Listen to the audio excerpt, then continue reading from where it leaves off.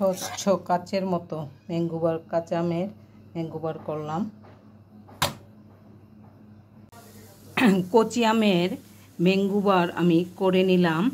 আর আমি ম্যাঙ্গোবারটা আমার অনেক টেস্ট হয়েছে আর অনেক ভালো হয়েছে। আর আমি ম্যাঙ্গোবারটা কচি আমের কীভাবে করলাম মূল ভিডিওতে চলে যাই। আর এই রকম ফুল ফুল হয়েছে, ভিডিওটা শেষ পর্যন্ত দেখলেই বুঝতে পারবেন ফুল কিভাবে আমার ম্যাঙ্গোবারেতে ফুল হয়েছে। আমি আজকে ঝড় বৃষ্টি হচ্ছে, বৈশাখ মাসে প্রচুর ঝড় বৃষ্টি। কচি আমের ম্যাঙ্গোবার বানাবো।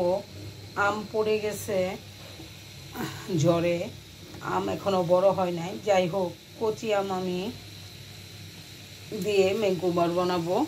2টা কাঁচা মরিচ দিয়ে দিলাম আর আমটা সিদ্ধ হওয়ার জন্য 1 মগ পানি দিয়ে দিলাম, পরিমাণ মতো লবণ দিয়ে দিলাম। আমার আমটা খুব সুন্দরভাবে সিদ্ধ হয়ে গেছে, পাশাপাশি পানিটাও আমার শুকিয়ে গেছে। এই পরিমাণ আমি পানি দিছি। এখন আমি চেলে নেব। আমি একটা চালনিতে ঢেলে নিলাম। এখন আমি খুব সুন্দরভাবে চেলে নিচ্ছি। আমি চেলে নিলাম, খুব বেশি আমের সাবা বাড়ই নাই।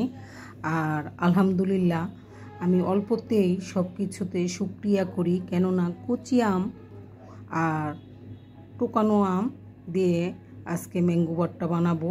আমি এখন চুলাতে চলে যাব। একটা পাইপ্যান বসিয়ে দিলাম আর অল্প একটু সরিষা তেল এখন আমি দিয়ে দিচ্ছি চালা আমগুলো। এখন আমি 1 কাপ চিনি দিয়ে দিলাম, কেন এখানে আমার আম একদম অল্প, 1 কাপ চিনি দিলাম।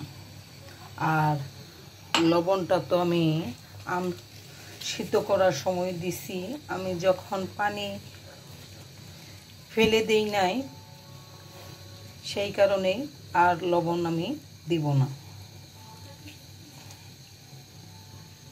আমি এখন একটু ফুড কালার দিয়ে দিচ্ছি।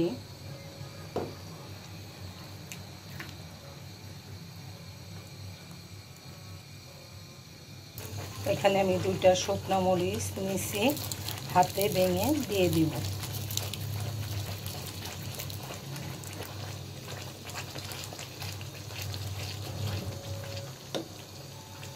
আমার আমটা হয়ে গেছে ম্যাঙ্গোবারের জন্য।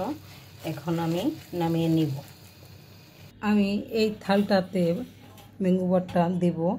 আর আমি থালটাতে সুন্দরভাবে তেল ব্রাশ করে নিয়েছি, ঢেলে নিলাম। আমি সুন্দর করে এখন ছড়িয়ে দেব। খুব সুন্দর করে আমি ছড়িয়ে দিলাম। আর আমি এত ভালো রাঁধুনি না যে আগে আমি বলতে পারবো যে এটা রোদে দেওয়া ছাড়া হয়ে যাবে নাকি। ঠান্ডা হলে আমি বুঝতে পারবো যে রোদ দিতে হবে নাকি।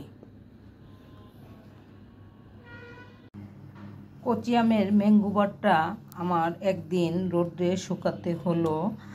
আর আমি এই থালাটাতে দিছি, আর থালাটা দেওয়াতে আমার ওই থালার ফুলের ছাপটা বেশি উঠছে। আর দেখেন কত সুন্দরভাবে আমার হয়ে গেল ম্যাঙ্গোবারটা। এখন আমি কেটে নেব। ম্যাঙ্গোবারটা আমি কেটে নিলাম। দেখেন কত সুন্দরভাবে আমার হয়ে গেছে সুন্দর ম্যাঙ্গোবার। আপনারা ভালো লাগলে কমেন্ট করবেন, লাইক করবেন। ধন্যবাদ।